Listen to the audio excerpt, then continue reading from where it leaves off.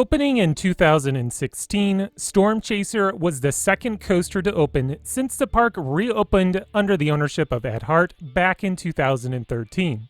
Standing only 100 feet with a track length of 2,744 feet and maxing out at 52 miles an hour, this creation by Rocky Mountain Construction, RMC for short, is one of their smaller designs. In fact, they've only built 3 other roller coasters that are shorter than Storm Chaser. The roller coaster occupies the former space that was Twisted Twins, a dual woodie by Custom Coasters International. Presentation. As previously mentioned, this roller coaster occupies the former space that was Twisted Twins. In RMC fashion, some of the supports from that defunct coaster were used to construct Storm Chaser.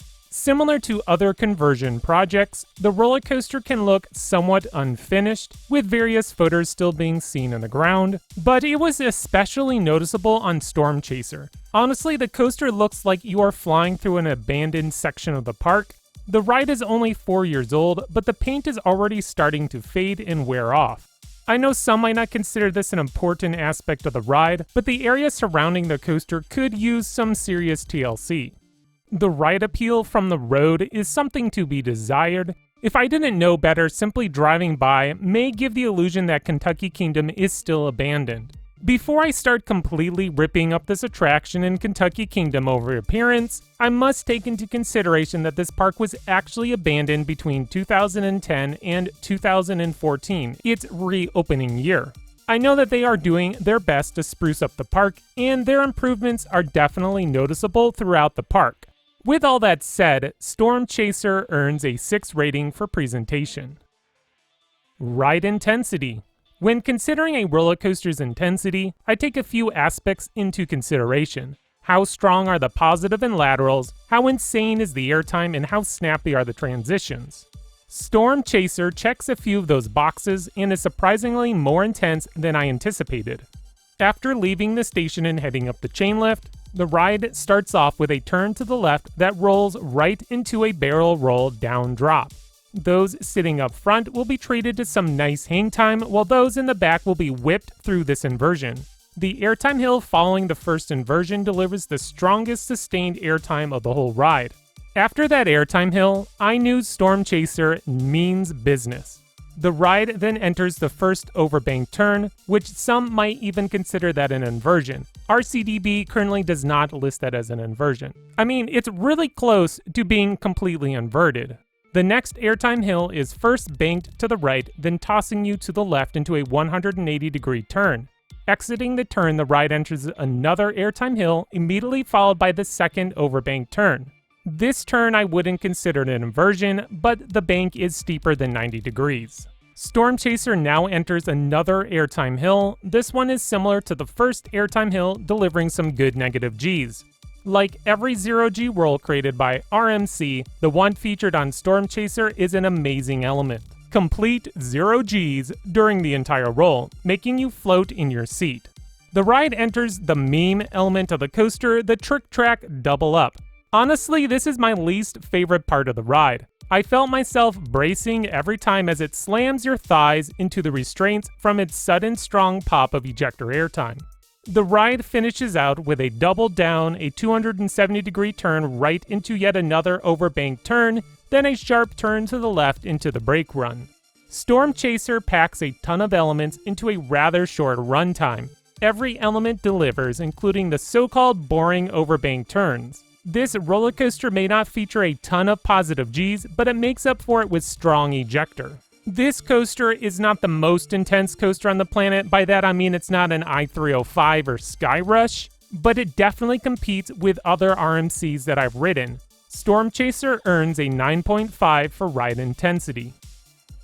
Fun factor. Without bearing the punchline, Storm Chaser is a very fun coaster. I was blown away with how great this roller coaster actually is. I was expecting a lower-tiered RMC, but walked away ranking it with the greats. Riding in the front or back row will deliver a different experience, so make sure to check them both out. The front may provide some strong ejector, especially during that trick track double up, but the back row has a nice whip to it, especially during that first inversion. Overall, I think I prefer the back rows, but I won't complain with any row if assigned to me. During my visit, the park wasn't that busy and I was able to snag a couple Zen rides back to back. I was so excited that I could practically marathon this thing all day long if I wanted to. Because it's located way in the back of the park, I think some guests don't realize it's there. When I got to Kentucky Kingdom, I raced to the back of the park to find ourselves the only people there. Hindsight, I should have ran to Lightning Run first because that seems to develop a longer line being up close to the front entrance. Storm Chaser gets a perfect 10 rating for fun factor. Originality. Rocky Mountain Construction has been knocking it out of the park with their iBox conversions. Not only do they turn a boring, dilapidated wooden coaster into a new steel coaster, but make them into the best roller coasters on the planet. Storm Chaser has a very well-paced layout packed with element after another. The ride has a good variety including 2 inversions per RCDB, 3 overbanked turns, multiple moments of airtime, and good positive Gs during the turnarounds. It's hard to pinpoint what my favorite moment of the ride is because I like almost every element. The diving barrel roll was more entertaining than I expected, but how can you forget about those strong ejector hills? Storm Chaser gets another 10 score, this time for originality. Ride Smoothness. Unlike the last RMC I reviewed, Storm Chaser is butter smooth. I couldn't find a single fault in this category. It's that glossy smooth track that you come to expect on practically all of RMC's creations. The trick track double up can be painful, but not because it's rough, only because of how sudden those ejector hills are. Storm Chaser gets another 10 score, now for ride smoothness.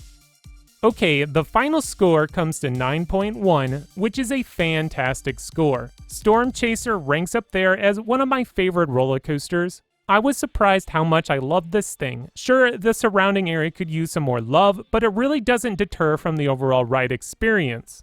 Kentucky Kingdom has proved once again that they are a park for coaster enthusiasts.